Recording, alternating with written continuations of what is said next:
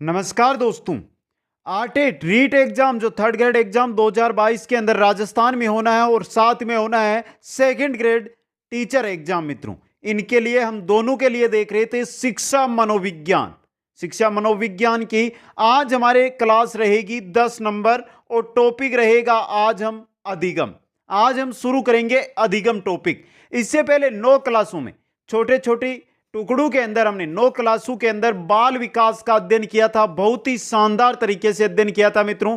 Play list में एक एक क्लास मिल जाएगी और जो साथी आरटेट या रीट एग्जाम और सेकंड ग्रेड की तैयारी कर रहे हैं उनके लिए संपूर्ण शिक्षा मनोविज्ञान कोर्स, जिसके अंदर वीडियो लेक्चर, पीडीएफ जो नोट्स है वो मित्रों और उनके साथ प्रश्न उत्तर मिलेंगे कुचामन ऑनलाइन क्लासेज ऐप पर। जाइए और ऐप को डाउनलोड कीजिए और स्टोर से कोर्स है उसके थ्रू आप अपनी तैयारी है उसको 4 चांद लगाइए दोस्तों।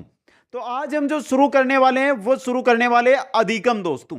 अधिगम के अंदर आज की क्लास में अधिगम का अर्थ, जो मनोवैज्ञानिकों ने परिभाषाएं दी है, परिभाषाएं, अधिगम की विशेषताएं, कारक, अधिगम को प्रभावित करने वाले कारक और अधिगम के जो नियम है मित्रों, 3 मुख्य नियम और 5 गौण नियम है, उनके बारे में आज की इस क्लास में अध्ययन करेंगे। तो अंत तक मेरे साथ बने रहें और एक बार सभी साथी वीडियो को लाइक, शेयर और जो नए साथी है चैनल को जरूर सब्सक्राइब करें। तो चलते हैं मित्रों आज की इस क्लास की ओर। अधिगम देखिए मित्रों, अधिगम सबसे पहले देखते हैं अधिगम की सामान्य जानकारी। अधिगम का शाब्दिक अर्थ है सीखना। अधिगम का शाब्दिक अर्थ क्या होता है मित्रों? सीखना। कैसे सीखना? छोटी सी चीज, आप इस क्लास को देख रहे हैं और क्लास को देखते हुए आप कुछ ना कुछ नया सीख रहे हैं। अपने व्यवहार में परिवर्तन हो रहा है ना, कुछ ना कुछ नया सीख रहे हैं, मतलब आप क्या कर रहे हैं? अधिगम कर रहे हैं मित्रों। यह शॉर्ट तरीका है आपको समझने का। कुछ भी नया सीखें, अपने व्यवहार में परिवर्तन तभी होगा जब आप कुछ नया सीखेंगे। तो कुछ नया सीखना ही अधिगम है या सीखना होता है दोस्तों। देखिए, किसी क्रिया या प्रतिक्रिया के प्रति संक्रिया, प्रतिक्रिया या अनुक्रिया, किसी क्रिया के प्रति अनुक्रिया ही क्या कहलाता है? सीखना या अधिगम कहलाता है। व्यवहार में वांछित परिवर्तन ही क्या होता है? आपका अधिगम होता है। व्यवहार में वांछित परिवर्तन, व्यवहार के अंदर कुछ परिवर्तन आ रहा है। अब व्यवहार में परिवर्तन कब आएगा? जब आपको कुछ नया मिलेगा, आपने कुछ नया अर्जन किया है तभी तो व्यवहार में परिवर्तन आएगा। तो नया जो परिवर्तन आ रहा है व्यवहार में, वो ही आपका क्या है मित्रों? अधिगम है।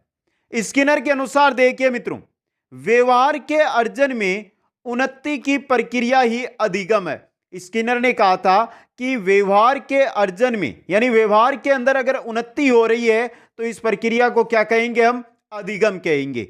व्यवहार में उत्तरोत्तर सामंजस्य की प्रक्रिया भी क्या है? अधिगम है। उत्तरोत्तर व्यवहार के अंदर उत्तरोत्तर आप सामंजस्य स्थापित कर रहे हैं तो यह भी क्या है? आपका अधिगम है मित्रों। क्या है? अधिगम है। हिलगोर्ड के अनुसार देखिए, हिलगोर्ड ने क्या कहा? थियोरोलेस ऑफ लर्निंग पुस्तक में बताया कि अधिगम ऐसी प्रक्रिया है जिसके द्वारा क्रिया प्रारंभ होती है। अधिगम ऐसी प्रक्रिया है जिसके द्वारा क्रिया प्रारंभ होती है। क्रिया मतलब कुछ कार्य आप कर रहे हैं, काम आप कर रहे हैं, वो प्रारंभ अधिगम के द्वारा ही होता है। अगर आपने कुछ सीखा है तभी तो आप कोई काम प्रारंभ कर सकते हैं ना मित्रों। तो अधिगम के द्वारा कोई क्रिया प्रारंभ होती है दोस्तों। अब देखिए स्मिथ के अनुसार, स्मिथ ने क्या कहा? साइकोलॉजी इन टीचिंग पुस्तक में बताया कि अधिगम प्रक्रिया में चालक, लक्ष्य और लक्ष्य के अवरोधक होना आवश्यक है। जो आपके अधिगम यानी सीखने की प्रक्रिया है उसके अंदर चालक यानी आपको गति देने वाला, आपका एक लक्ष्य होना चाहिए जिस ओर आपको जाना है, और उस लक्ष्य के बीच में अवरोध है यानी रोकने वाले होने आवश्यक होते हैं दोस्तों। यह थी आपके अधिगम की सामान्य जानकारी। अधिगम की सामान्य जानकारी के बाद हम बात करते हैं अधिगम के सोपान, स्टेप्स ऑफ लर्निंग की दोस्तों। तो चलते हैं मित्रों अधिगम के सोपान, जिनको कहते हैं स्टेप्स। देखिए मित्रों, पहला है आवश्यकता, अभिप्रेरणा या प्रेरक। आपको आवश्यकता है, आपको किसी की आवश्यकता है तो भी आप कुछ सीखेंगे, ये तो है नहीं कि आपको किसी कार्य की आवश्यकता नहीं है फिर भी उसके बारे में आप जानकारी लेंगे, कभी नहीं लेंगे।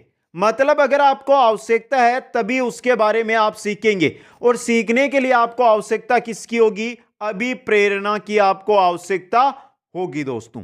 लक्ष्य या उद्देश्य, एक आपके सामने लक्ष्य है और उस लक्ष्य को प्राप्त करने के लिए आपके पास उद्देश्य होना चाहिए। अब लक्ष्य को अगर आपको प्राप्त करना है तो आपको कुछ नया सीखना है, आपको कुछ नया अधिगम करना है मित्रों, और वो है आपका उद्देश्य।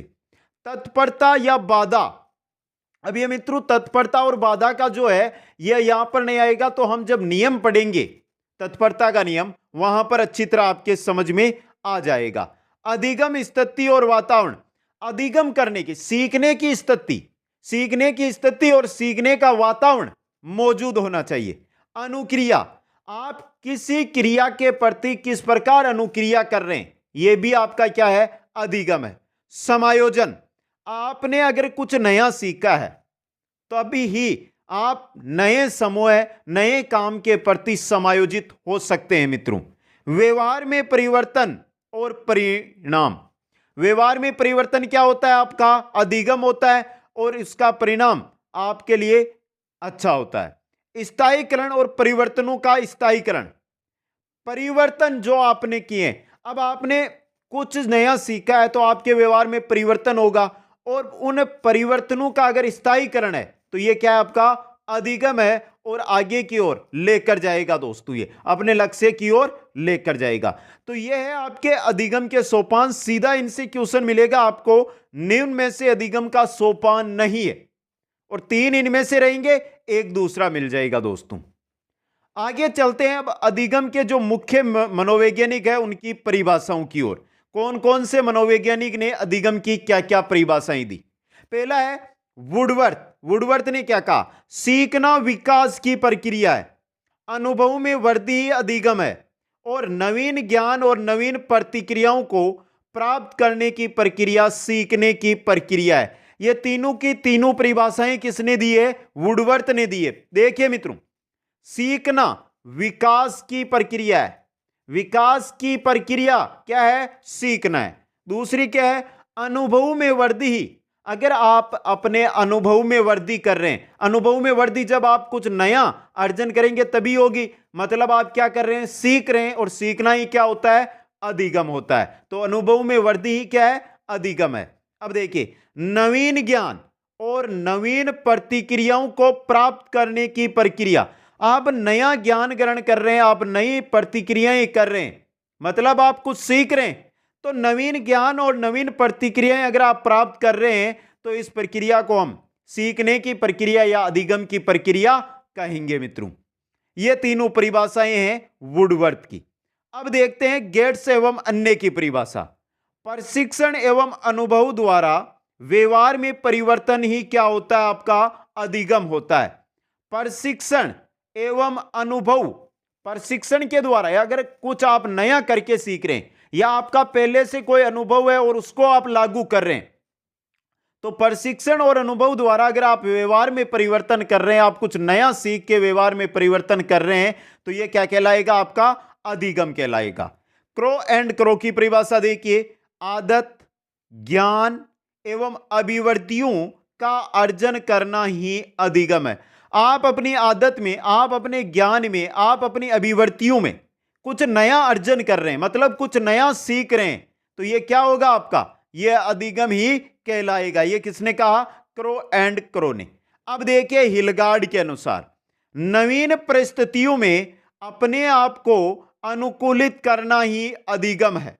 नवीन परिस्थितियों के अंदर, नवीन परिस्थितियों के अंदर अपने आप को अनुकूलित करना ही अधिगम है। अब नवीन परिस्थितियों में कब जाएंगे आप? जब आपने कुछ नया अर्जन किया है तभी नवीन परिस्थितियों में जाएंगे। तो नवीन परिस्थितियों में अगर आप जाकर वहां पर अनुकूलित यानी नवीन परिस्थितियों के समतुल्य आप हो जाते हैं तो उसको क्या कहेंगे? हम अधिगम कहेंगे।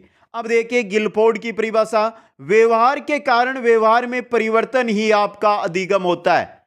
व्यवहार आप जो कर रहे हैं और उसके कारण आपके व्यवहार में अगर कुछ नया आ रहा है, परिवर्तन आ रहा है, तो वो क्या कहलाएगा? अधिगम कहलाएगा।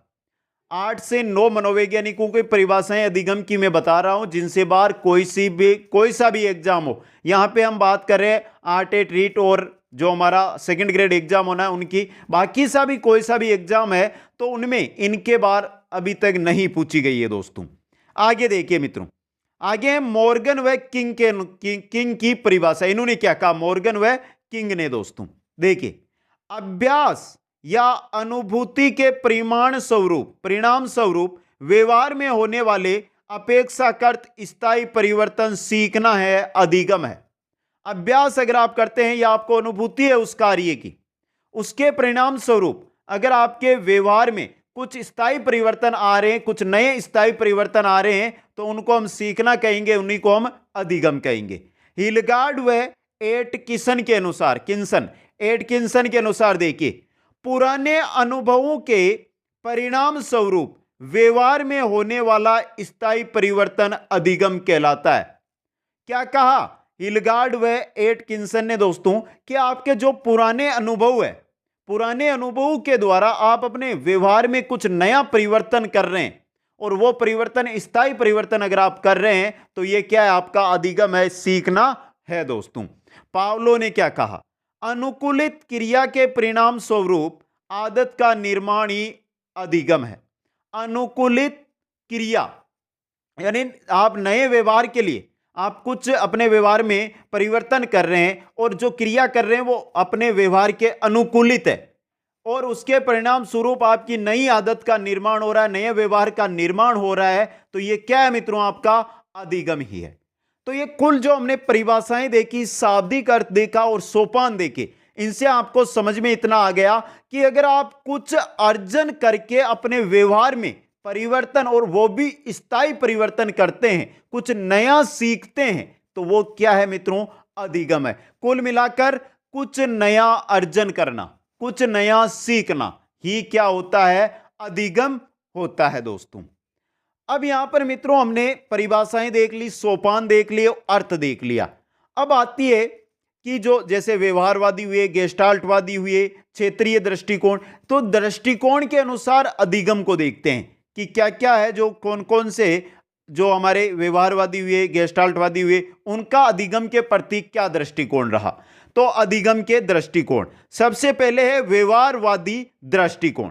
देखिए, व्यवहारवादी यानी जो व्यवहारवादी मनोवैज्ञानिक है, उन्होंने क्या कहा, अनुभव के परिणाम स्वरूप व्यवहार में परिवर्तन ही अधिगम है, वातावरण से सीखता है। क्या कहा है, व्यवहारवादियों ने कहा कि अनुभव के परिणाम स्वरूप यानी अगर आपका पहले किसी कार्य में अनुभव है और उसको आप नए काम में जोड़ के अपने व्यवहार में परिवर्तन करते हैं, तो अनुभव के परिणाम स्वरूप अगर आपके व्यवहार में कुछ परिवर्तन आता है तो वो क्या होगा, अधिगम होगा। और ये किसमें होगा, वातावरण से सीखता है उस समय व्यक्ति दोस्तों। ये कहा व्यवहारवादी दृष्टिकोण के अनुसार। अब देखिए गेस्टाल्टवादी दृष्टिकोण, अधिगम संपूर्ण स्थिति की संपूर्ण प्रतिक्रिया है।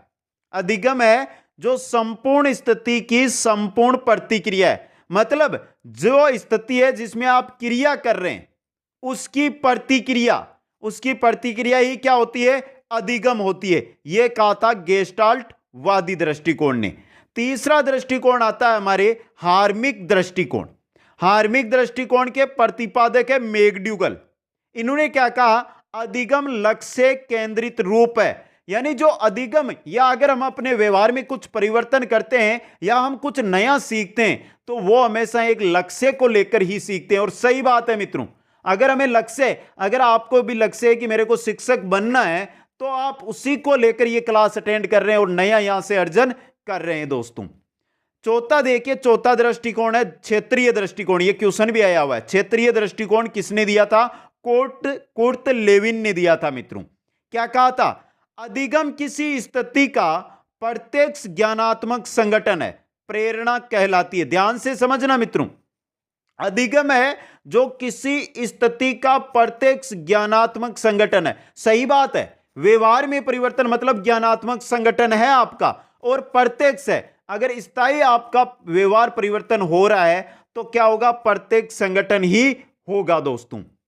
यह क्या कहलाती है, आपकी प्रेरणा कहलाती है। यह है आपका क्षेत्रीय दृष्टिकोण। और पांचवां दृष्टिकोण है प्रयत्न व भूल दृष्टिकोण। जो हम थोरनडाइक का जो प्रयत्न व भूल का सिद्धांत है वो पढ़ेंगे तो बहुत अच्छी तरह इसके बारे में विस्तृत चर्चा करेंगे।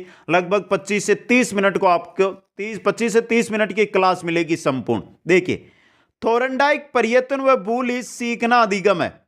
प्रयत्न कीजिए भूल होगी, फिर प्रयत्न कीजिए भूल होगी, लेकिन एक दिन आप प्रयत्न करते जाएंगे तो उसमें संपूर्ण भूल है जो आपकी नहीं होगी और संपूर्ण आप उसको सीख जाएंगे। यही क्या कहलाता है? आपका अधिगम कहलाता है। यह कहा था थोरनडाइक ने दोस्तों। तो अधिगम से संबंधित जो विभिन्न दृष्टिकोण है, ये 5 दृष्टिकोण आपके सामने रख लिए।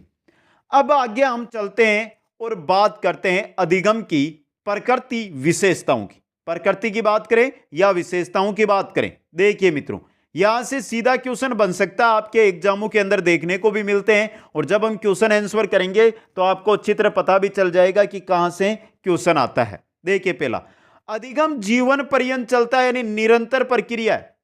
यह थोड़ी है आप अभी 25 साल के हैं, आप अभी 35 साल के हैं, आप अभी 45 साल के हैं तो आप में अधिगम नहीं है। आप कुछ ना कुछ नया सीख रहे हैं, या तो इस क्लास से सीख रहे हैं, या आप बाहरी जीवन में या सामाजिक जीवन में, या अपने जो आर्थिक जीवन है जहां पर आप कुछ करने के लिए जाते हैं, वहां पर आप कुछ ना कुछ नया सीखते रहते हैं। अगर नया कुछ अर्जन कर रहे हैं तो वो क्या आपका अधिगम है। मतलब अधिगम की प्रक्रिया जीवन पर्यंत चलती है दोस्तों। दूसरा देखिए, अधिगम व्यवहार में परिवर्तन है। सीधी सी बात है, हमने इतनी परिभाषाएं देख ली। क्या कह रहा था? अधिगम व्यवहार में परिवर्तन ही क्या है अधिगम। अगर व्यवहार में परिवर्तन के बाद स्थायी परिवर्तन आता है तो वो क्या कहलाता है? हमारा अधिगम। ये भी है। देखिए, अधिगम सार्वभौमिक प्रक्रिया, यानी प्रत्येक जगह होता है। यह नहीं है कि आप अभी अपने रूम में बैठकर ये क्लास अटेंड कर रहे हैं तो यहां पर ये अधिगम हो रहा है। आप बाहर जाइए, खाना खाने बैठेंगे तो वहां पर भी आप 2 नई बातें सुनेंगे तो अपने आप व्यवहार में परिवर्तन होगा। आप बाहर जाइए, समाज में बैठिए तो वहां पर भी आपके अधिगम में परिवर्तन होगा। आप दिल्ली जाइए, आप अहमदाबाद जाइए, आप बॉम्बे जाइए, हर जगह कहीं पर भी जाइए, अधिगम आपका जरूर होगा दोस्तों। अधिगम व्यक्तिगत एवं सामाजिक दोनों होता है। अधिगम एक व्यक्ति के थ्रू भी हो सकता है और एक समाज के थ्रू भी हो सकता है। सीखना सकारात्मक व नकारात्मक दोनों है। सही बात है। सीखना या अधिगम करना, आप सकारात्मक अधिगम भी करते हैं लेकिन साथ में नकारात्मक अधिगम भी आप करते हैं दोस्तों।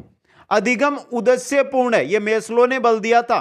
मेस्लो ने अधिगम के उद्देश्यपूर्ण बल पर दिया था मित्रों। कैसे? अगर आप कुछ नया अर्जन करते हैं तो हमेशा एक उद्देश्य को लेकर ही करते हैं, एक लक्ष्य को ही लेकर करते हैं दोस्तों। अधिगम सक्रिय प्रक्रिया है वह रचनात्मक है। अग्रिय जो आपका अधिगम होता है सक्रिय प्रक्रिया होती है। सक्रिय यानी क्रिया के साथ प्रक्रिया होती है, और रचनात्मक इसके अंदर आपको आगे जो कार्य है उसमें रचनात्मक भावनाएं मिलती है दोस्तों। सीखना विवेकपूर्ण प्रक्रिया है। विवेक के साथ सीखना। सीखना कैसी प्रक्रिया है? विवेक के साथ सीखना। आगे देखिए, नौवां हमारा, देखिए नौवां क्या है? नौवां है मित्रों हमारा, वो है अधिगम उद्दीपन तथा अनुक्रिया के मध्य स्थापित करने वाली प्रक्रिया है। उद्दीपन, इनके बारे में आगे विस्तृत अध्ययन होगा जैसे हम आगे सिद्धांत पढ़ेंगे। उद्दीपन और अनुक्रिया के मध्य जब संबंध स्थापित होगा तभी ही आप कुछ क्या करोगे? नया सीखोगे मित्रों, और वो क्या होगा? अधिगम होगा। अधिगम ज्ञानात्मक, भावात्मक, क्रियात्मक प्रक्रिया है। चाहे ज्ञान से ज्ञान प्राप्त हो, चाहे भाव प्राप्त हो, चाहे क्रिया के द्वारा प्राप्त हो, कुछ भी अगर इन तीनों से अगर आपको प्राप्त हो रहा है, इन भावात्मक, क्रियात्मक, ज्ञानात्मक से, तो वो क्या कहलाएगा? अधिगम। अधिगम समायोजन प्रक्रिया। अधिगम समायोजन कैसे? आप अगर कुछ नया अर्जन करते हैं और उसके बाद अगर आप वहां पर समायोजित हो जाते हैं उस नए व्यवहार में, तो क्या है? समायोजित प्रक्रिया है। सीखना समस्या समाधान प्रक्रिया तथा आवश्यकताओं की पूर्ति करने वाली प्रक्रिया है। सीखने की बात करो या अधिगम की बात करो, अधिगम है जो समस्या समाधान प्रक्रिया है। अधिगम के द्वारा आपके सामने अगर कोई समस्या है तो आप उसका समाधान कर सकते हैं। आपकी जो आवश्यकताएं हैं उनकी आप पूर्ति कर सकते हैं। किसके द्वारा? अधिगम के द्वारा मित्रों। अधिगम विकास है। सही बात है मित्रों। अधिगम से आप कुछ ना कुछ नया सीखोगे, कुछ ना कुछ नया अर्जन करोगे तो आप में अपने आप विकास होगा दोस्तों। अधिगम प्रक्रिया है न कि परिमाण। अधिगम एक क्रिया होती है, अधिगम एक काम होता है, अधिगम एक परिमाण, एक नतीजा नहीं होता है दोस्तों, ये याद रखना है आपको। सीखना नया कार्य करना है। अगर आप कुछ नया कार्य करोगे तो नया कार्य आपने पहले नहीं किया, आप पहली बार कर रहे हो, तो यहां पर आप कुछ ना कुछ सीखोगे, मतलब क्या करोगे, अधिगम। मतलब अधिगम क्या है, एक नया काम है। आप जिस प्रकार एक नया काम करते हो, या साइकोलॉजी की अगर आप पहली क्लास ले रहे हो, आपने नहीं देखी, पहली क्लास ले रही हो, पहले क्लास में हो अगर आप, तो आप कुछ ना कुछ नया सीख रहे हो, आपका पहला काम है ये, मतलब आप क्या कर रहे हो, अधिगम। कहने का मतलब अधिगम हमेशा एक नया काम करने जैसा होता है दोस्तों। सीखना अनुभवों का संगठन है। सीखना या अधिगम करना अनुभव, जो आपके अनुभव है उनका संगठन ही आपका अधिगम, आपका सीखना होता है दोस्तों। अधिगम में सदैव अनुभव शामिल है। अनुभवों का संगठन है, मतलब अनुभव ही है, अनुभवों का संगठन मतलब अनुभव ही है पूरे सीखने के अंदर, आपके पूरे अधिगम के अंदर। अधिगम खोज है, कुछ नया कर रहे हो, कुछ नया आप वहां पर काम कर रहे हो, मतलब नई खोज कर रहे हो, और नई खोज मतलब नया काम आप कर रहे हो, तो आप अधिगम ही कर रहे हो। मतलब अधिगम क्या होती है, एक खोज होती है। तो ये सभी थी अधिगम की विशेषताएं दोस्तों, ये सभी क्या थी, अधिगम की विशेषताएं। अब चलते हैं मित्रों अधिगम को प्रभावित करने वाले कारकों की ओर। आपने 7 से 8 कारक पढ़े होंगे अधिगम को प्रभावित करने वाले कारक, लेकिन मित्रों यहां पर मैं विस्तृत अध्ययन करवाऊंगा अधिगम को प्रभावित करने वाले कारकों का। 7 प्रकार के कारक है जो आपको प्रभावित करते हैं, और इनमें कौन कौन से कारक आते हैं उनका एक एक का अध्ययन करेंगे। व्यक्तिगत कारक, शिक्षक संबंधी कारक, कार्य संबंधी कारक, वातावरण संबंधी कारक, विधि संबंधी कारक, संगठन कारक, सामाजिक कारक। ये 7 प्रकार के कारक है जो आपके अधिगम को प्रभावित करते हैं। एक एक के बारे में विस्तृत अध्ययन करते हैं। सबसे पहले चलते हैं मित्रों व्यक्तिगत कारक की ओर। व्यक्तिगत कारक, व्यक्तिगत कारक में पहला ए पर है आपके अभिप्रेरणा। अभिप्रेरणा मित्रों अधिगम को प्रभावित करने वाला पहला कारक व्यक्तिगत कारक, और उसमें है आपका अभिप्रेरणा। देखिए मित्रों स्किनर ने इसे सर्वश्रेष्ठ राजमार्ग कहा है।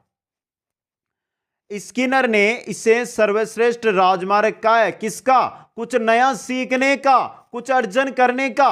जब तक आपको अभिप्रेरणा यानी किसी चीज की आवश्यकता है और उसके लिए आपको लालायित नहीं किया गया है, तब तक आप कुछ नया अर्जन नहीं कर पाओगे। जब आप अभिप्रेरित हो जाओगे मित्रों कुछ नया करने के लिए, तो वो आपके लिए एक क्या बन जाएगा, राजमार्ग, सर्वश्रेष्ठ राजमार्ग, राष्ट्रीय राजमार्ग बन जाएगा आपके लिए। क्या, अभिप्रेरणा दोस्तों। देखिए अभिप्रेरणा अधिगम को सर्वाधिक प्रभावित करने वाला कारक है। एक अभिप्रेरित व्यक्ति वह कार्य कर सकता है जो उसने सोच में भी या सपने भी नहीं सोचा होगा, उतनी जिसने उसकी आवश्यकता लक्ष्य नहीं था, उससे आगे वो अपना एक अभिप्रेरित व्यक्ति कार्य कर सकता है दोस्तों।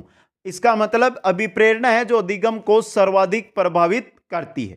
यह व्यवहार में परिवर्तन, ध्यान केंद्रित करने, मानसिक विकास में रुचि, अनुशासन, शीघ्र अधिगम में उपयोगी है।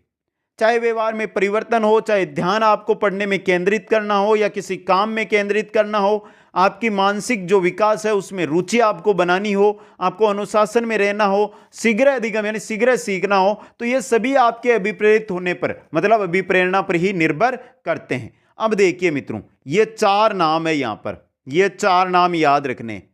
अधिगम की शुरुआत अभिप्रेरणा से होती है। अधिगम की सुनहरी सड़क अभिप्रेरणा है। अधिगम के लिए अनिवार्य स्थिति अभिप्रेरणा है। अधिगम का सर्वोत्तम आधार अभिप्रेरणा है।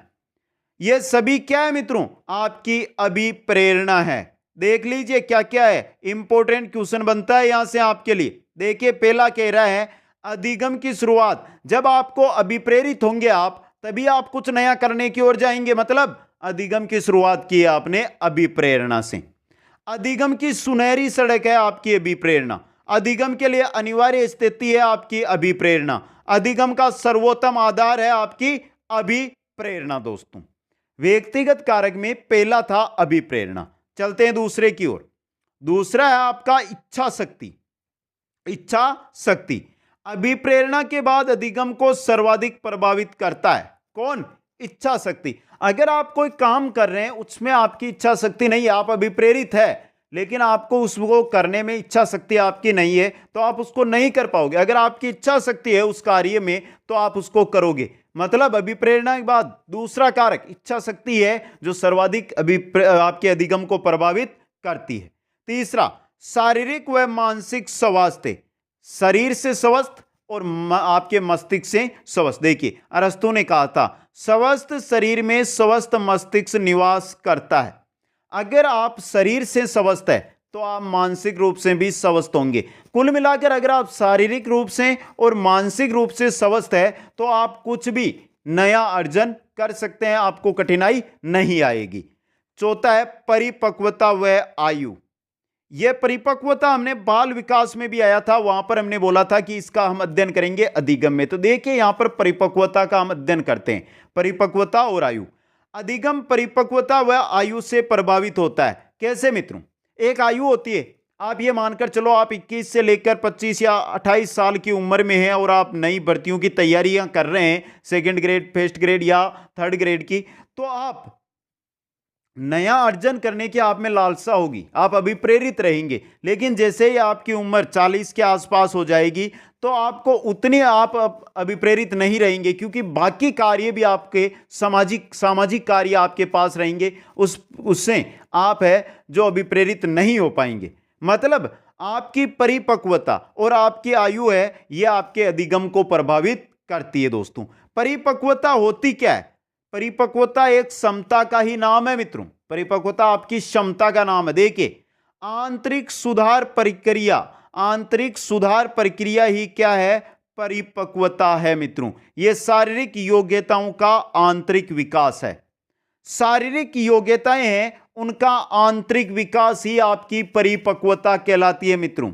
आंतरिक सुधार या आंतरिक जो आपका विकास है वो क्या है? आपका परिपक्वता होती है। गेसेल ने कहा था मित्रों, जीवन चक्र के जीवाणु के समूचे प्रभाव को परिपक्वता कहा जाता है। ये क्वेश्चन जो आपका परिभाषा है ये एग्जाम में आई हुई है। जीवन चक्र के जीवाणु के समूचे प्रभाव को क्या कहते हैं? परिपक्वता कहा जाता है। परिपक्वता और अधिगम, देखिए परिपक्वता और अधिगम दोनों अंतर संबंधित है, दोनों व्यक्ति के विकास में योगदान देते हैं। अब देखिए मित्रों, परिपक्वता और जो आपका आयु है, परिपक्वता और आयु ये आपके अधिगम को प्रभावित करते हैं। अब बात करते हैं परिपक्वता और अधिगम की। तो परिपक्वता जो आपके शरीर का जो आंतरिक भाग है उसका जो विकास है और जो आप नया कुछ सीख रहे हैं, ये दोनों क्या है? अंतर संबंधित है। अगर आप परिपक्व नहीं है तो आपका अधिगम अच्छी तरह नहीं होगा। अगर आप परिपक्व और अधिगम नहीं कर रहे हैं तो आप में परिपक्वता नहीं आएगी। दोस्तों मतलब परिपक्वता और अधिगम दोनों साथ होने चाहिए, ये दोनों अंतर संबंधित है। दोस्तों ये हमारे जो व्यक्तिगत कारक है उनमें 4 कारक हो गए। अब आगे चलते हैं 5वें कारक में। 5वां है आपका स्मृति। तीव्र स्मृति तेज अधिगम में उपयोगी है। अगर आपकी जो स्मृति है, एक बार आपने कुछ नया देखा, नया सीखा, अगर एक बार आपने कुछ अर्जन किया और अगर उसको आपने पकड़ कर लिया, आपकी स्मृति ने पकड़ कर लिया, तो वो आपको आगे लेकर जाएगी। अगर आपने 1 2 3 4 बार नया कुछ किया है लेकिन फिर भी आपकी स्मृति उसको कैच नहीं कर रही है, मतलब आपका अधिगम वहां पर प्रभावित हो जाएगा। स्मृति से आपका अधिगम प्रभावित है। रुचि और महत्वाकांक्षा, रुचियां कार्य की गति को प्रभावित करती है। कैसे मित्रों? रुचि या महत्वाकांक्षा एक ही चीज है दोस्तों। ये अगर कोई काम है, जैसे आपको बनना है सेकंड ग्रेड का शिक्षक बनना है, लेकिन आपकी अगर इसमें रुचि है तो आप इस लक्ष्य को प्राप्त करने में लग जाएंगे मित्रों। लेकिन आपको रुचि नहीं है कि मेरे को सेकंड ग्रेड नहीं बनना है, फिर भी आप इसकी तैयारी कर रहे हैं, तो आप तैयारी करेंगे लेकिन लग नहीं पाएंगे। दोस्तों तो जो काम करना है आपको उसमें आपकी रुचि और महत्वाकांक्षा होनी चाहिए, तभी आप नया अर्जन कर पाएंगे, अधिगम कर पाएंगे। मानसिक स्वास्थ्य, जिसके बारे में शारीरिक और मानसिक स्वास्थ्य के बारे में हमने देख लिया है। दोस्तों भोजन व औषधियां, आप क्या भोजन लेते हैं, आप क्या दवाइयां औषधियां लेते हैं। अगर आप शारीरिक रूप से सही नहीं है, अगर शारीरिक रूप से आप परिपक्व नहीं है, तो आप क्या क्या औषधियां क्या क्या है क्या क्या भोजन है आप ग्रहण करते हैं दोस्तों। संवेदना व प्रत्यक्षीकरण, किसी कार्य के प्रति आपकी क्या संवेदना है, क्या आपके सामने उसका प्रत्यक्षीकरण है, यह है आपके अधिगम को प्रभावित करता है। थकान, क्या थकान दोस्तों कार्य की कुशलता को प्रभावित करती है थकान। अगर आप थके हुए हैं तो क्या आप ये क्लास पूरी अटेंड कर पाएंगे, नहीं कर पाएंगे। अगर आप नहीं थके हुए हैं, थकान नहीं है, तो पूरी क्लास अटेंड करेंगे, नया कुछ सीखेंगे, आप अधिगम करेंगे दोस्तों। जीवन उद्देश्य, निश्चित उद्देश्य प्रभावित करते हैं। जीवन उद्देश्य, जीवन में आपका उद्देश्य क्या है। आपका उद्देश्य सेकंड ग्रेड का शिक्षक बनना। अगर आपका उद्देश्य सेकंड ग्रेड का शिक्षक नहीं बनना है तो आप क्यों सीखेंगे, क्यों नया ग्रहण करेंगे। अगर आपका सेकंड ग्रेड का उद्देश्य है से आपका उद्देश्य है जीवन का कि सेकंड ग्रेड का शिक्षक बनना है, तो ही आप मनोविज्ञान की क्लास को अटेंड करेंगे मित्रों। जीवन का उद्देश्य भी आपके अधिगम को प्रभावित करता है दोस्तों। तो ये थे हमारे कारकों के अंदर, जो अधिगम को प्रभावित करने वाले कारक है उनके अंदर व्यक्तिगत कारक। 2 नंबर पे आ रहे हैं मित्रों हमारे शिक्षक संबंधी कारक। देखिए शिक्षक संबंधी कारक, शिक्षक एक वे अधिगम को कैसे प्रभावित कर सकता है। देखिए विषय वस्तु का प्रस्तुतिकरण, एक शिक्षक जो विषय पढ़ा रहा है, जो विषय वस्तु वो अभी क्लास में ले रहा है, उसका जो प्रस्तुतिकरण है वो उसके हाथ में होता है। किस प्रकार से वो प्रस्तुत बच्चों के सामने, छात्रों के सामने करता है कि वो अच्छा अधिगम कर पाते हैं या बुरा अधिगम वहां से कर पाते हैं। विषय वस्तु में निपुणता व अधिकार, एक शिक्षक जो क्लास के अंदर जो विषय पढ़ा रहा है उसमें शिक्षक खुद है जो कितना निपुण है, कितना उस विषय पर उसकी पकड़ है, कितना उस पर उसका अधिकार है दोस्तों, ये भी हमारे अधिगम को प्रभावित करते हैं। शिक्षक का व्यक्तित्व व व्यवहार, शिक्षक का व्यक्तित्व कैसा है, शिक्षक का व्यवहार कैसा है, यह भी हमारे अधिगम को प्रभावित करते हैं। शिक्षण की विधि व कौशल, एक शिक्षक जो क्लास में अध्ययन करवा रहा है उसके पढ़ाने का तरीका कैसा है, ऐसा तरीका जो बच्चों को अच्छी तरह समझ में आए, अच्छी तरह बच्चे उसको पकड़ लें, वो तरीका है तो अधिगम सफल होगा। एक ऐसा तरीका या ऐसी शिक्षण विधि जिससे बच्चे अच्छी तरह समझ ना पाए फिर भी वो पढ़ाता जाए तो बच्चे उससे अच्छी तरह अधिगम नहीं कर पाएंगे दोस्तों। शिक्षक का मानसिक स्वास्थ्य, अब मित्रों अगर शिक्षक है मानसिक रूप से कमजोर है या मानसिक रूप से अस्वस्थ है तो वो बच्चों को वो अधिगम नहीं करवा पाएगा जिसकी बच्चे हैं जो इच्छा रखते हैं। यह है शिक्षक संबंधी कारक। 2 कारक हो गए हमारे व्यक्तिगत और शिक्षक संबंधी। तीसरे नंबर पे है कार्यक्रम संबंधी कारक, यानी विषय वस्तु से संबंधी कारक। देखिए कार्य की लंबाई, एक बार सभी को साथ में देखिए, कार्य की लंबाई, कार्य की उपयोगिता, कार्य की रोचकता, कार्य की कठिनाई, कार्य की समानता। मतलब जो कार्य आप कर रहे हैं वो कितना लंबा है, उसकी आपके जीवन में क्या उपयोगिता है, क्या उसमें आपको रोचक ज्ञान प्राप्त हो रहा है, क्या क्या उस कार्य करते हुए आपको कठिनाई आ रही है, और उस कार्य और आपने जो पहले कार्य किया उसमें क्या क्या समानताएं हैं। यह सभी है जो आपको उस कार्य को करने में क्या है, उस कार्य को करने में आपको प्रभावित कर सकते हैं या उस कार्य को करने में आपको फायदा दे सकते हैं दोस्तों। ये होते हैं हमारे कार्यक्रम यानी विषय वस्तु यानी कार्य से संबंधित कारक दोस्तों। आगे चलते हैं और 4 नंबर पे देखते हैं वातावरण संबंधी कारक। भौतिक वातावरण, सामाजिक वातावरण और सांस्कृतिक वातावरण। वातावरण जैसे गर्मी, सर्दी, शोर आदि। भौतिक रूप से अगर आपके अधिगम को, जैसे सर्दी है, तेज सर्दी है तो आप अगर वहां पर बैठे हैं, किताब आपने खोल ली है लेकिन तेज सर्दी है तो आप उस किताब को नहीं पढ़ पाएंगे। तेज गर्मी है तो भी नहीं। आज के आपके आसपास तेज आवाज में गाने बज रहे हैं तो क्या आप उस किताब को पढ़ पाएंगे, किसी कार्य को कर पाएंगे, नहीं कर पाएंगे। मतलब भौतिक वातावरण भी आपके अधिगम को प्रभावित करते हैं। सामाजिक वातावरण, परिवार, समाज, विद्यालय आदि। अब मित्रों समाज के रूप में आपका परिवार की स्थिति कैसी है, समाज में आपके परिवार की या आपके समाज में आपकी क्या स्थिति चल रही है, विद्यालय में आपकी क्या स्थिति है, यह सभी है जो आपके अधिगम को क्या करते हैं, प्रभावित करते हैं। मतलब आपके अधिगम को सामाजिक वातावरण भी प्रभावित करता है। सांस्कृतिक वातावरण, रीति रिवाज, परंपराएं, शिक्षा आदि। अब बहुत जगह ये देखने को मिलता है कि जो बच्चियां होती है उनको 8वीं तक 10वीं तक पढ़ा के फिर जो है पढ़ाई छुड़वा देते हैं, जबकि उनकी लालसा रहती है कि वो भी आगे पढ़े और नई जॉब प्राप्त करें मित्रों। तो संस्कृति यानी कुछ रीति रिवाज, कुछ परंपराएं हैं वहां की, उनकी शिक्षा है कि इतना ही पढ़ाना है। जबकि मैं ये कहता हूं कि जिस प्रकार आगे समाज बढ़ रहा है, देश बढ़ रहा है, उस हिसाब से सभी को बराबर अधिकार मिलना चाहिए, आगे पढ़ते हुए रहना चाहिए, चाहे बालक हो चाहे बालिकाएं हो दोस्तों। तो जिस प्रकार हमने देखा है, तो रीति रिवाज, परंपराएं और जो हमारी शिक्षा है, ये भी हमारे अधिगम को क्या करती है, प्रभावित करती है दोस्तों। ये थे वातावरण संबंधी कारक। विधि संबंधी कारक, विधि से संबंधित कारक कौन कौन से, देखिए करके सीखना, तरीके हैं मित्रों। अगर आप किसी काम को करते हैं पहले और फिर आप उसको सीखते हैं, करके सीखना सर्वश्रेष्ठ विधि मानी गई है आपकी, सर्वश्रेष्ठ विधि है करके सीखना। अगर आप करके सीखते हैं, जैसे ये पढ़ रहे हैं, इसको पढ़ने के बाद आपने इसको लिखा अच्छी तरह, फिर इसको पढ़ा, तो आपने किया फिर पढ़ा, मतलब आपने अच्छी तरह ग्रहण किया। अभ्यास के द्वारा सीखना, जिस प्रकार गणित को आप पढ़ते हैं तो आप अभ्यास यानी वहां पर हल करते हैं रफ कॉपी के अंदर, तो अभ्यास के द्वारा आपका अच्छी तरह अधिगम होता है। निर्देशन, परिणाम का ज्ञान, सीखने का समय, परीक्षा, सक्रिय प्रयत्न। अब देखिए निर्देशन में आप किसके निर्देशन में और क्या सीख रहे हैं, क्या काम आप कर रहे हैं, आपका जो काम कर रहे हैं उसमें निर्देशन कैसा है, यह आपके अधिगम को क्या करते हैं, प्रभावित करते हैं।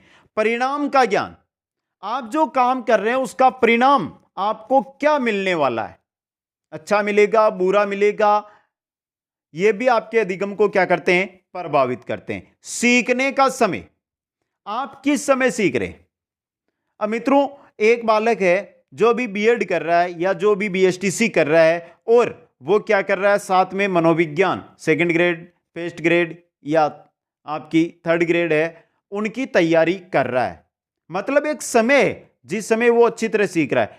एक बालक जिसने 35 साल तक कुछ नहीं सीखा, 35 साल के बाद में उसने सीखना प्रारंभ किया, मनोविज्ञान खोल लिया और अब वो तैयारी में लगा है, तो समय का भी आपके अधिगम पर प्रभाव पड़ता है। परीक्षा, सक्रिय प्रयत्न, अब परीक्षा सर पर आने पर प्रयत्न करते हैं। एक आप जैसे ही आपको पता चला कि एग्जाम आने वाला है सेकंड ग्रेड और आपके RTET यानी रीट एग्जाम आने वाला है, आप तैयारी में लग गए। एक जब 15 दिन बचे और तब आपने किताब खोलकर प्रयत्न किया, तो यह भी आपके अधिगम को क्या करेंगे, प्रभावित करेंगे। यह था 5वां कारक। 6वां हमारे कारक है वो है संगठन कारक। कौन सा है, संगठन कारक मित्रों।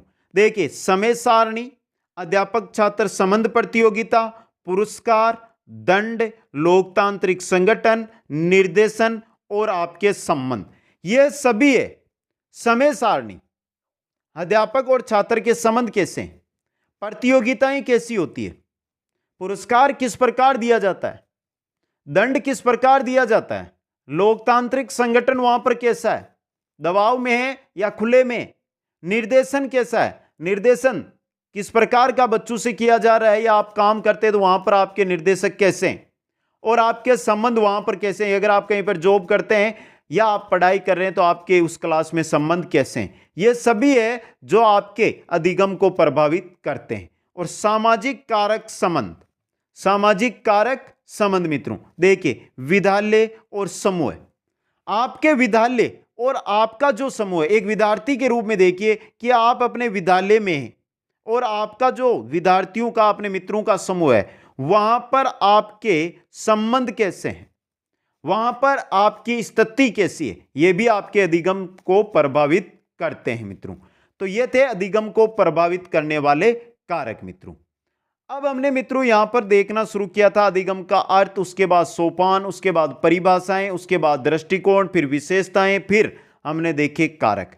अब अधिगम का हमारे परिणाम क्या निकला इन सभी को देखने का। तो देखिए अधिगम के परिणाम दोस्तों, पहला व्यवहार में सुधार व ज्ञानात्मक भावात्मक क्रिया रूप, व्यवहार में सुधार हो, ज्ञानात्मक रूप से हो, भावात्मक रूप से हो या फिर क्रिया रूप से हो, ये सभी क्या है, आपके अधिगम है। शिक्षण अधिगम के लक्ष्यों की प्राप्ति, शिक्षण अधिगम अगर है आपका तो उसमें लक्ष्यों की प्राप्ति। वृद्धि व विकास में सहायक है आपका अधिगम मित्रों, समायोजन में सहायक है आपका अधिगम, जीवन लक्ष्य प्राप्ति में सहायक है आपका अधिगम, व्यक्तित्व का अधिगम व सर्वोत्तम विकास। आपके व्यक्तित्व का अधिकतम व सर्वोत्तम विकास है जो किससे है? अधिगम से। ये 6 परिणाम निकलते हैं मित्रों, जो आपको समझाने की इच्छा आवश्यकता नहीं है, आपने अच्छी तरह पहले से इनको समझ लिया है। अधिगम ज्ञान, आदत, मूल्यों, कौशल, चिंतन, तर्क, समस्या समाधान, कल्याण में सहायक है। जो आपका अधिगम है इन सभी में सहायक है मित्रों, चाहे ज्ञान हो, चाहे आदत हो, चाहे कौशल हो, चाहे चिंतन हो, चाहे तर्क हो, चाहे समस्या समाधान हो, चाहे कल्याण हो, इन सभी में आपका अधिगम सहायक है। यह था अधिगम का परिणाम। अब चलते हैं मित्रों अधिगम के सिद्धांत या अधिगम के नियमों की ओर। अधिगम के सिद्धांत या अधिगम के नियम बहुत ही इंपॉर्टेंट है आपके लिए, और कोई सा भी एग्जाम उठाकर देख लेना, 1% यहां से मिल जाएगा। अगर ये क्लास में इस चीज को आपने देख लिया, ये 1 नंबर आपका आज से पक्का है दोस्तों। तो अधिगम के सिद्धांत या नियमों का प्रतिपादन किया था थोरनडाइक ने। थोरनडाइक है अमेरिका के निवासी। किसने किया था अधिगम के सिद्धांतों के, जैसे तत्परता का नियम, किसने किया था तत्परता के नियम का प्रतिपादन? थोरनडाइक ने दोस्तों। थोरनडाइक की पुस्तक है शिक्षा मनोविज्ञान, 1913 में लिखी थी। में 3 मुख्य नियम और 5 गौण नियमों का प्रतिपादन किया है। पुस्तक शिक्षा मनोविज्ञान में थोरनडाइक ने कुल 8 नियम बताए, जिनमें 3 मुख्य हैं। 3 मुख्य नियम कौन कौन से आपके? तत्परता का, अभ्यास का और प्रभाव का नियम। और 5 गौण नियम बताए थे उन्होंने, बहुप्रतिक्रिया, आंशिक क्रिया, मनोवर्ती, आत्मीकरण, साहचर्य परिवर्तन। ये 5 गौण नियम बताए। एक एक नियम के बारे में अध्ययन करेंगे। पहले अधिगम के नियम दिए हैं थोरनडाइक ने। थोरनडाइक कहां के? अमेरिका के। कौन सी पुस्तक में? शिक्षा मनोविज्ञान। कब लिखी? 1913 के अंदर।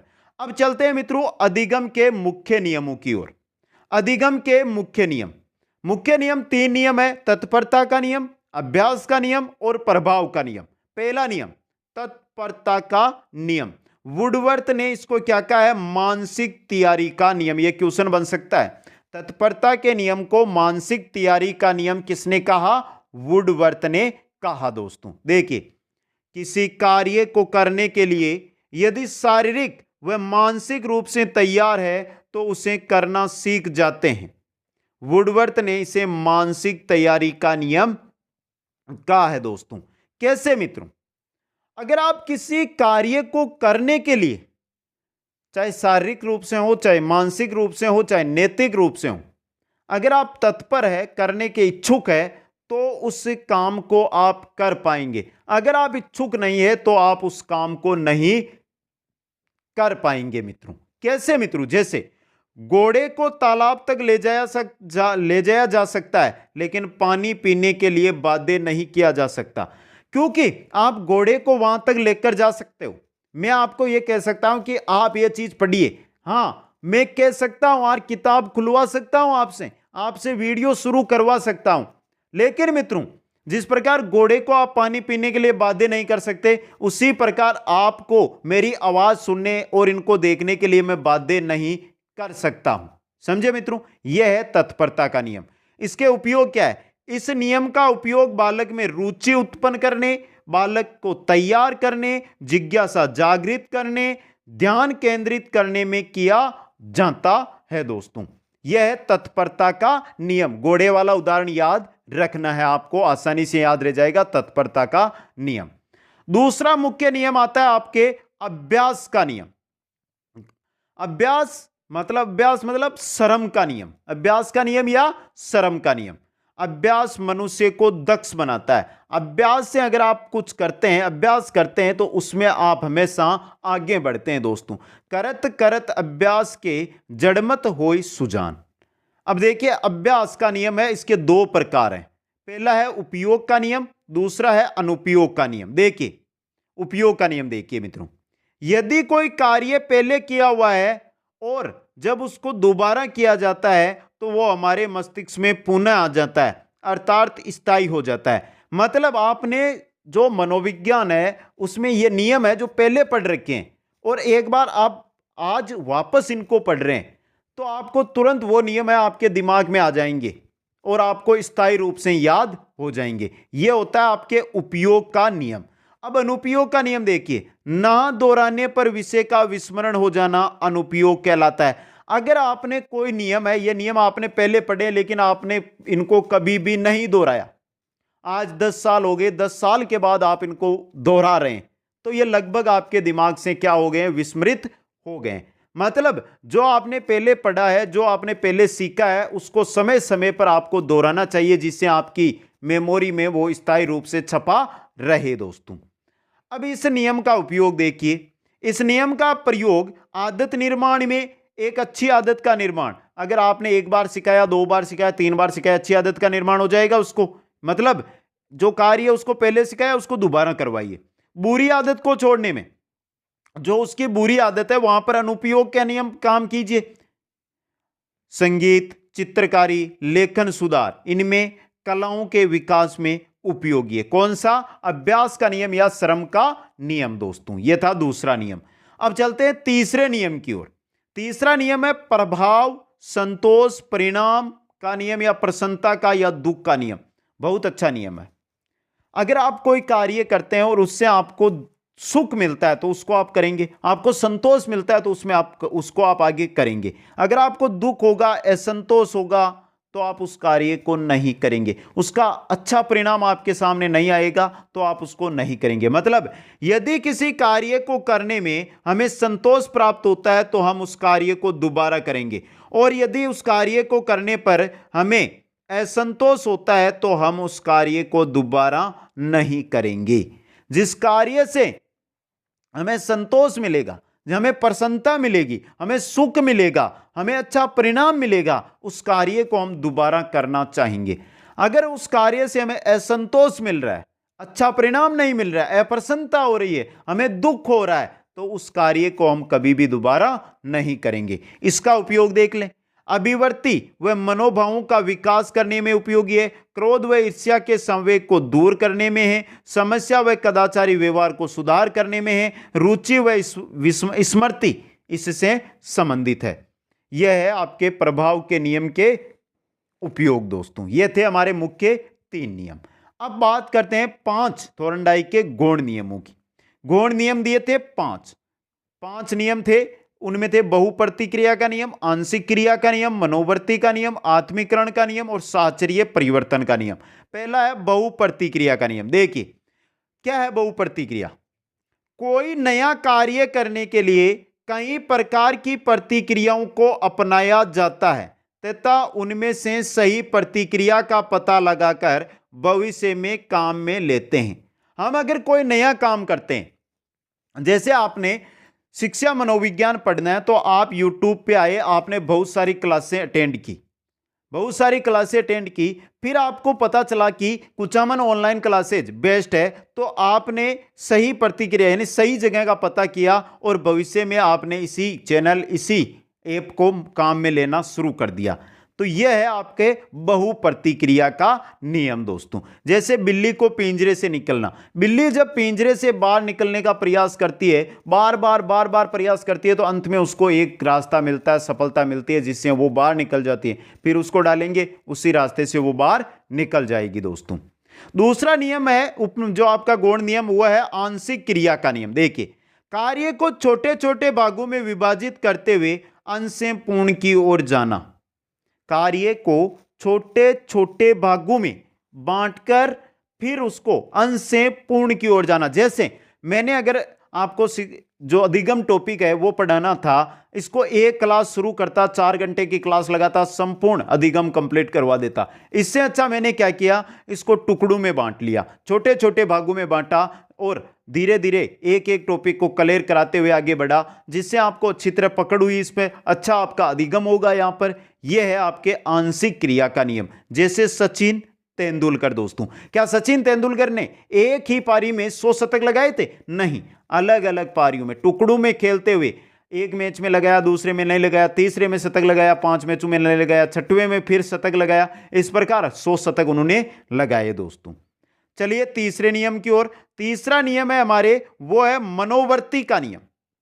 तीसरा गौण नियम है मनोवर्ती का नियम। देखिए किसी कार्य को जिस मनोवृत्ति से, मन या मेहनत से करेंगे वैसी ही सफलता मिलेगी। आप क्लास तो देख रहे हैं लेकिन दिमाग आपका चल रहा है और कहीं कि वहां पर घूमते और आप क्लास देख रहे हैं, तो आपको जब एग्जाम में जाओगे तो वैसी ही सफलता मिलेगी। आप ऊपर से और आरसीसी है या पटियां उनको ही देखोगे। अगर आपने इस क्लास को देखा और पूरी मेहनत के साथ, पूरे मन के साथ इस क्लास को अटेंड किया है तो एग्जाम के समय आपको कुछ समय के अंदर संपूर्ण पेपर आपके दिमाग में रहेगा और सारा का सारा पेपर आप करके आएंगे दोस्तों। मतलब जैसा मन है आपको पहले काम में कर रहे हैं वैसे ही आपको उस कार्य की सफलता मिलेगी। चौथा नियम है आत्मीकरण का नियम। देखिए, पूर्व ज्ञान से संबंध स्थापित करके नया कार्य करना। आत्मीकरण का नियम मतलब पूर्व ज्ञान, जो काम आपने पहले किया है उससे संबंध, आपने शिक्षा मनोविज्ञान पहले कहीं से पढ़ी है, उसके साथ संबंध स्थापित करते हुए अगर आज ये क्लास आप अटेंड कर रहे हैं तो आप आसानी से इस चीज को सीख पाएंगे। अगर आपने बिजनेस के अंदर पहले कोई काम किया है, उसके साथ आप नया बिजनेस कर रहे हैं और उसका संबंध स्थापित कर लेते हैं तो नए काम में आपको आवश्यकता सफलता मिलेगी दोस्तों। यह था चौथा नियम। अब देखते हैं पांचवा नियम। पांचवा नियम है हमारे साहचर्य परिवर्तन का नियम, जिसको संबंधित परिवर्तन का नियम भी हम कहते हैं मित्रों। देखिए, किसी एक परिस्थिति में किए गए व्यवहार को उसी के समान दूसरी परिस्थिति में दोहराना, इसे अनुकूलन अनुक्रिया का नियम भी कहते हैं। यह क्वेश्चन बहुत एग्जामों में आया है। अनुकूलन अनुक्रिया का नियम किसको कहते हैं? साहचर्य परिवर्तन का नियम या संबंधित परिवर्तन का नियम। मतलब एक परिस्थिति में जो आपने व्यवहार किया है उसी के समान दूसरी परिस्थिति में आप दोहरा रहे हैं। कैसे मित्रों? बेटे के दूर जाने पर मां द्वारा उसकी फोटो के साथ बातचीत करना। कैसे मित्रों?